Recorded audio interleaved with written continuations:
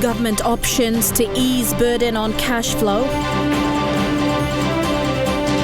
Accused killer Bhosip Kaiwi applied for bail on 4 grounds.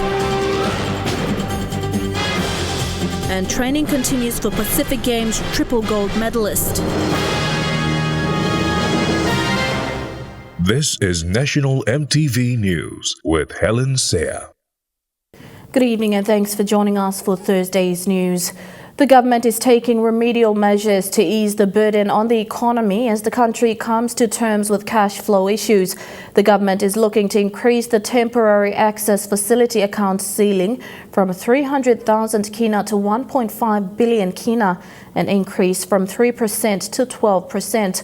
Treasurer Ian Stuckey announced this in Parliament today. The government says, according to information that's before them, they are on target with their financing plan.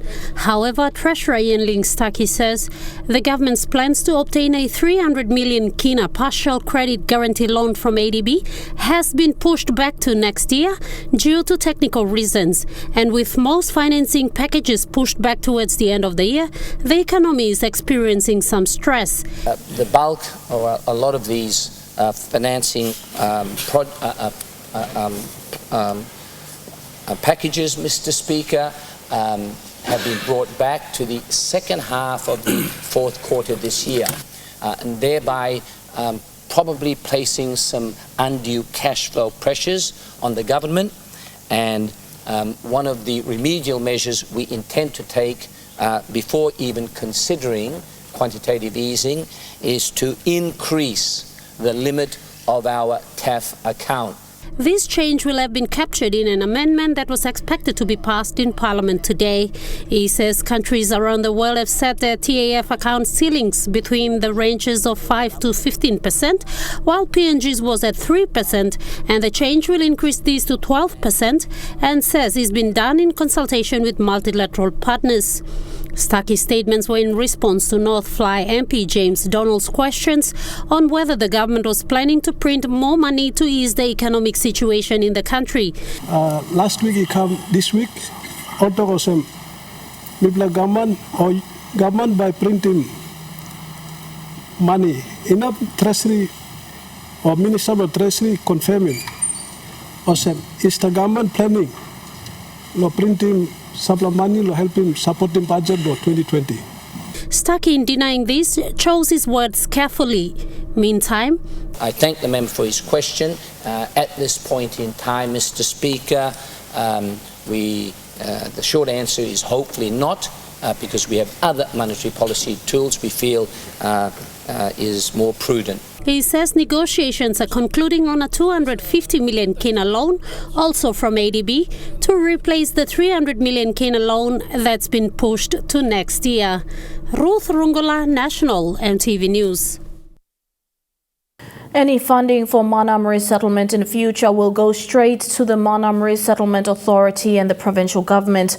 That was the assurance given to the people of Manam and Bogia MP Robert Naguri, who was concerned that monies in past meant for the authority have been misused and audit reports were taking too long.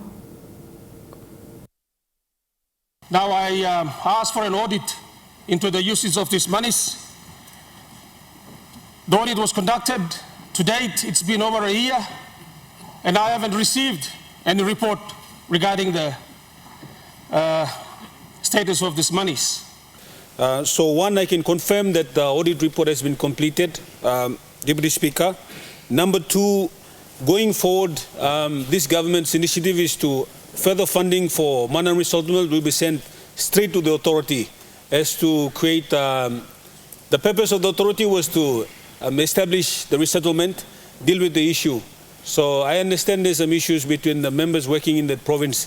So the government is trying to ensure that the specific authority that was set up will be the agency to deal with the funding going forward from this, this supplementary or proper budget 2021 going forward. The National Agriculture Quarantine and Inspection Authority continue to work on strategies to eliminate the African swine fever. So far, they have managed to contain the virus in Enga, Hela and Southern Highlands provinces, with no evidence of the virus in other provinces. Chief Veterinary Officer Dr. Ilage Puana says their next step is to totally eradicate the virus in the country. In a media conference this afternoon, members of the African Swine Fever Task Force team gave an update on the African Swine Fever containment program in the country. This update comes after the third task force meeting with discussions centered on strategies to eliminate the virus. So far, they have managed to contain the virus in Enga, Hela and Southern Highlands provinces through checkpoints established in various parts of the provinces. Those were the 3 provinces that it was detected and still remain there. It has been contained, hasn't spilled over to Western Highlands or Ziwaka or the lower Highlands region. So we've been very fortunate that we have contained this disease. The African swine fever outbreak in the country was announced in March this year. So far, an estimated total of 900 pigs have died from the virus.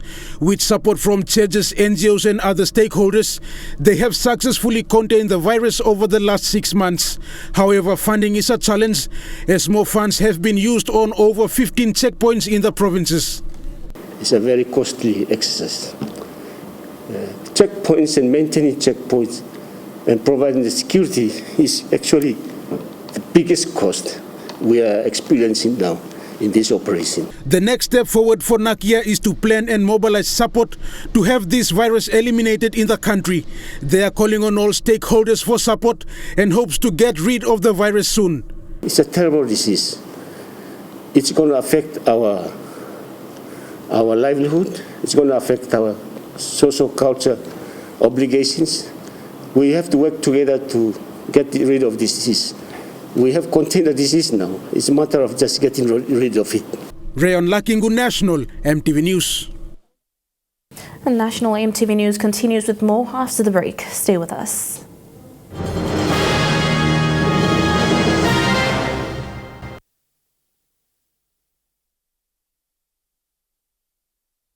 Welcome back. NCD Central Commander Anthony Wagambi Jr. has attributed the drop in crime rate to effective command and control and efforts by policing zone commanders in NCD. In a media briefing today, Commander Wagambi says policing in this era has changed, especially with social media, where information is shared instantly.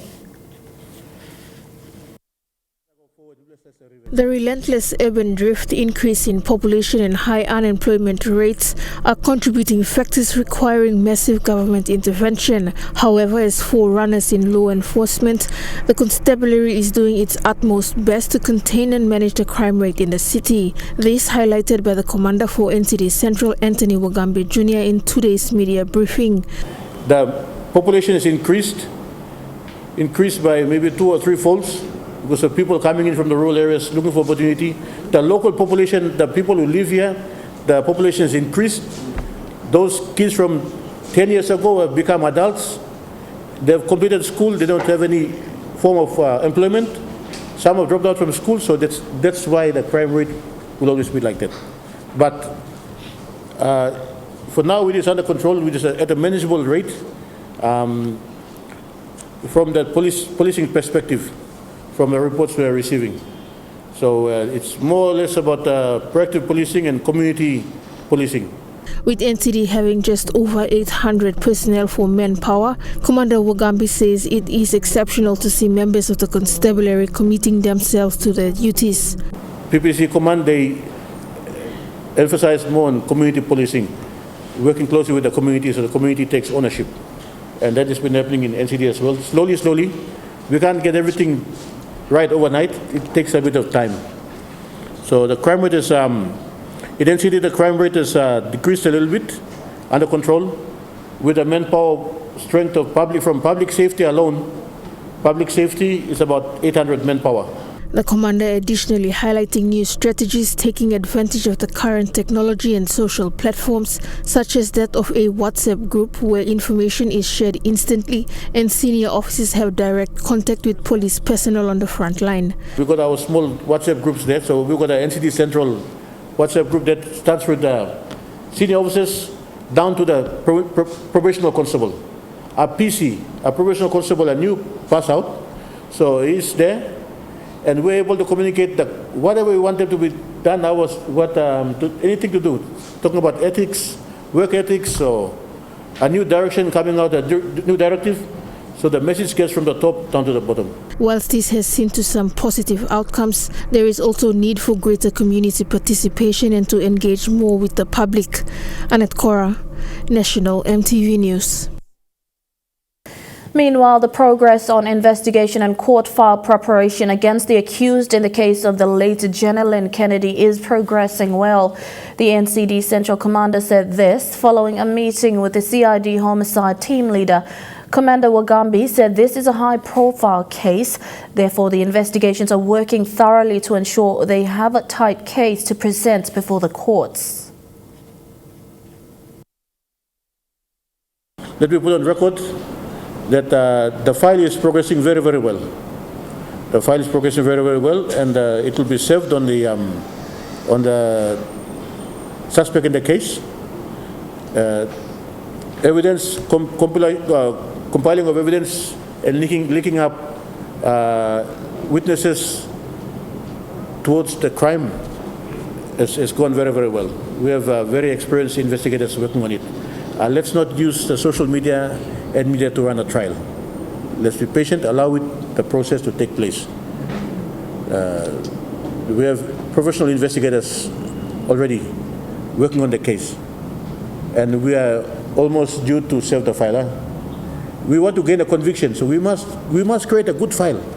If we are going to run a media trial and we rush it because of people's emotions, we will not achieve a conviction. So let's be patient. You are forcing the investigators to just fast track. They will not be able to do a good file. On another issue involving police, the NCD commander said the eviction of settlers at 14 Mile will be put on hold for the constabulary to seek further advice. He clarified at the media briefing that police are not at the forefront of the eviction, but are only there to ensure safety for both parties. NCDC, who is the complainant in this matter, had sought police assistance during their demolition exercise. Police were asked only to provide security and to support. People must understand that eviction orders, when eviction orders are taken out, it's not the police evicting the people. It's not the police going evicting people because we want to evict people. We are only supporting the person with a court order. Supporting Multason. So court orders evictions today, there's a good screening process which has been put in place. My deputy commander there is Olgata Salulukulan Pasem. They check through. So we have put that eviction at 14 Mile on hold until we seek further advice, because we only want to protect the integrity of the constabulary, our reputation. Many a times when the evictions take place, court orders, we are summoned to court. But it's not our eviction. People must understand, it's not our eviction. It's NCDC, because they've got their own projects to do over there. So the eviction order is theirs. They only ask for police presence to ensure security and safety of everybody. The decision whether to grant Bhosip Kaiwi bail or not will be handed down next week, Monday. Kaiwi applied for bail based on 4 grounds. The bail application for Bhosip Kaiwi was heard today before Acting Judge Justice Paul Tusais. Kaiwi applied for bail based on 4 grounds of a pre-existing medical condition, COVID-19 threats due to overcrowding, threats on his life by fellow inmates and correctional officers, and the welfare case of his children currently before the welfare court. His lawyer said Kaiwi has asthma, and once when he sought treatment at Bomana Clinic, there was no medicine. The state objected all these grounds, saying he is separated from all other inmates, therefore his life is not in danger from other inmates or COVID-19 threats. Since being sent to Bomana, Kaiwi, upon his request, has been living separately from the rest of the inmates. A letter from the Correctional Service headquarters also denied Kaiwi's claims that there isn't any medicine for treating asthma at the clinic. The letter said inmates are taken to Port Moresby General Hospital if need be. On his children's welfare, the state argued that that is the natural course of him committing this crime. The state also fears him interfering with state witnesses if bail is granted. The court will hand down its decision on Monday, 14 September. Shamin Poriambeb, National EMTV News. More charges for Australian pilot David John Cutmore. 2 additional charges have been added under PNG laws on money laundering and terrorist financing. Cutmore appeared at the committal court this morning for arraignment. According to court files, police recovered from him and the 4 other suspects over 42,300 Australian dollars. The other 4 suspects face similar additional charges. Their case, however, has been transferred to the Central Committal Court to hear as the incident happened in Central Province. Their case will be heard tomorrow, while Cutmore's case has been adjourned to the 24th of September. And now looking at the NASFund market report, the Kina closed unchanged at $0.2870 US in the interbank market. At Bank South Pacific, your Kina is buying $0.2795 US, $0.3838 Australian dollars, $0.2294 euro, and 28.97 Japanese yen. Looking at commodity prices at New York close, gold is trading lower. Coffee, cocoa and copra closed lower. Crude oil is trading lower, palm oil closed higher and copper closed higher. And on the stock market, the Dow Jones closed at 632.42 points lower. The ASX 200 is trading at 133.93 points lower. And the All Ordinaries is trading at 134.93 points lower. And National EMTV News continues with stories making headlines overseas. When we come back, stay with us.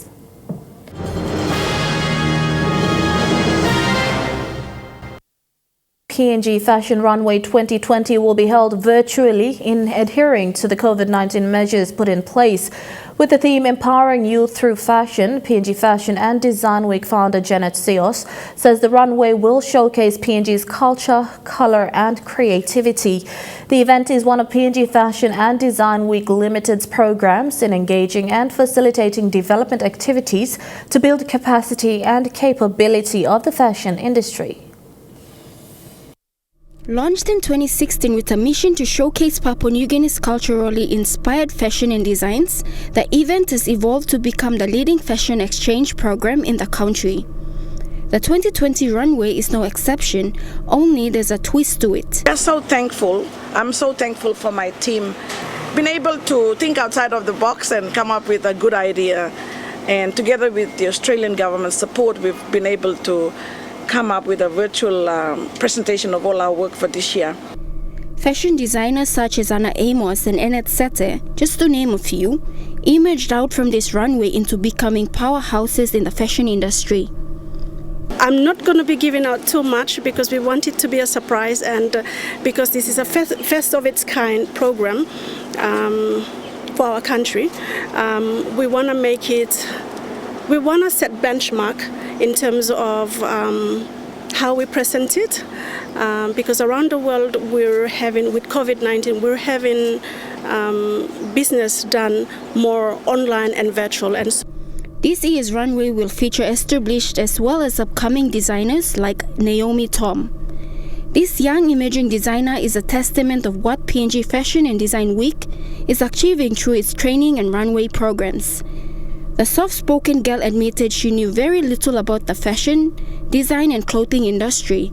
However, her interest in designing tribal hats and its application to fashion designing saw this Okapa girl beating the odds. In 2019, I took part as a designer in Ice Fashion Show at Lamana Gold Club, and I came third as a designer, and my model came third too.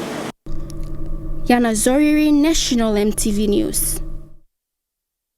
And Chukai Sports is next. Kilawani speaks to Pacific Games triple gold medalist Relly Kaputin. That's right, Helen. And also a chat with Barmandis batsman Norman Vanua. Join me for Trukai Sports after the break.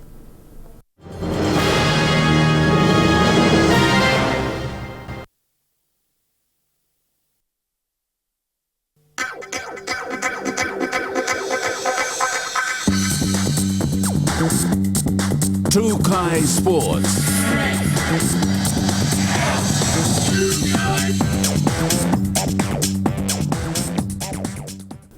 Welcome to Trukai Sports. She travelled to Australia on the 20th of February this year before the pandemic hit, and since then she's been hard at training. Rally Kaputin, young athletic Les, is aiming for the skies after recovering from her injury and on the road to qualifying for Tokyo 2021. The name Kaputin is not new in athletics. In fact, the record goes back as far as 1962, when Sir John Kaputin represented Papua New Guinea in the Commonwealth Games. This time in the second generation, Rally Kaputin, 20-year-old Les who currently holds the national records for the high, long and triple jumps respectively. Growing up as a little girl and hearing a lot of stories about my uncle being a successful athlete, I always tell my parents that someday I will bring the family legacy from the Commonwealth Games to the Olympic Games. After being picked up in 2012 during the grassroots games by athletics president Tony Green, Rally has committed herself to the code. As she pursues for the highest level in her career, she says she owes it to her mother. My motivation is my mother. Today when I want to give up on training, on something that I want to achieve, I always think of my mother. Being raised by a single parent and seeing all the struggles and all the pain she went through to raise me and my two siblings, she never gave up. So, she's my inspiration, she's my motivation every single day today. So, yeah. While the deferment gives her more time, the global pandemic has had its impacts on this determined athlete. I think the COVID-19 pandemic really affected my training routine. So we went on lockdown in March. Even though my gym was closed, our local track was still open, so me and my coach always go down there and get most of my track sessions done.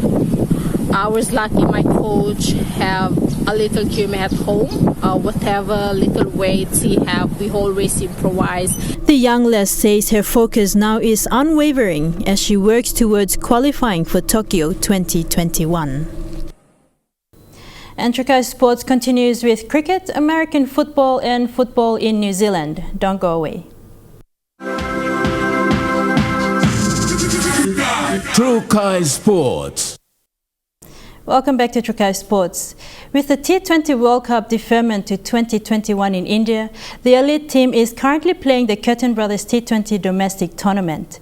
While the men's elite cricket team Barmandis is bound for World Cup, many of the national cricketers playing are currently unknown in the country. Here is Norman Vanua, a bowler and batsman for Team PNG. Norman Vanua is a Papua New Guinean national cricketer who made his one-day international debut in 2014 and his T20 international debut the following year. Like most cricketers, Norman's cricket career started in the backyard. It all began as a kid, loved playing cricket. Just pretty much played backyard cricket or wherever I got the chance to play cricket with my cousins. As the journey started out, it was rather a fluke intention that began what turned out to be a dream come true. I decided I represent PNG in a form of sport, and I didn't know that I was actually selected to go after my first trip when we went to Vanua to under-17s to continue on to the under-19s. And I think ever since then it's just gone from strength to strength. And then Norman is not just a sports fanatic. He fared well in his studies too. Science Foundation at the University of Papua New Guinea. This he sacrificed to pursue his love for cricket. It's been hard putting school aside, especially uni, to focus on cricket. My mom wouldn't agree with me, but yeah, eventually she saw how ambitious I was of playing cricket. So I guess things change in a way. If it wasn't cricket, it would have been flying in the skies. I always wanted to be a pilot. My first flight, I think I was 2 or 3 years old, or even 4, I think.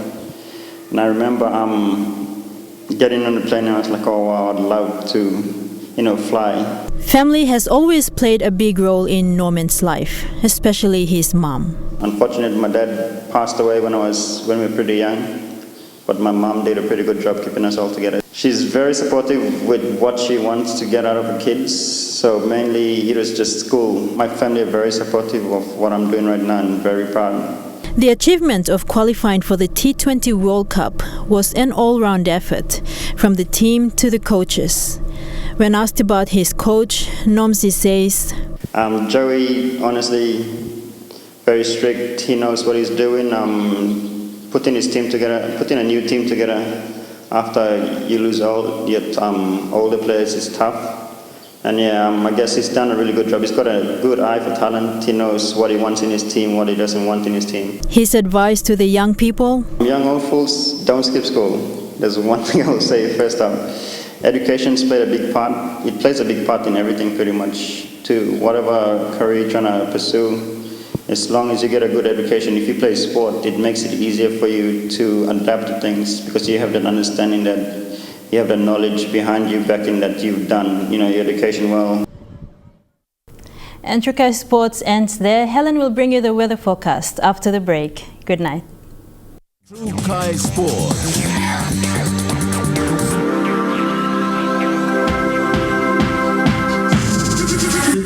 Trukai Sports.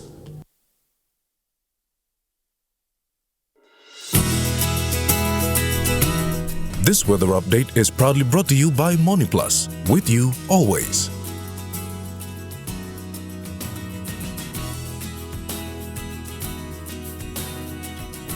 A look at the weather forecast for this afternoon and tonight in the southern region. Fine tonight and tomorrow. In Daru, mostly fine tonight. In Kerama, possible rain drizzles tonight, then fine weather tomorrow. In Alotau, mostly fine, then early morning rain drizzle and a chance of rain drizzle tonight, clearing in the morning for a fine day in Popondita. In the Momasa region, cloudy with occasional rain showers tonight and tomorrow in Leh. Possible rain showers tonight, clearing in the morning for a fine day in Midang. Cloudy tonight with occasional rain drizzles, then a fine day tomorrow in Wewak, and cloudy with occasional rain drizzles tonight, then a fine morning in Funimore. In the New Guinea Islands region, evening showers tonight in Lorengau, morning drizzle. In Kavieng, Kokopo and Rabaul, mostly fine weather. Possible evening showers, then fine tomorrow in Kimbe. Evening showers, then fine weather tomorrow in Buka. And in the Highlands region, occasional rain showers and drizzles tonight, then morning fog in Mount Hagen. Rain showers tonight with morning fog, then cloudy conditions in Goroka and Kundiawa. And rain showers tonight with the morning fog clearing for a cloudy day in Mendi and Wabeg.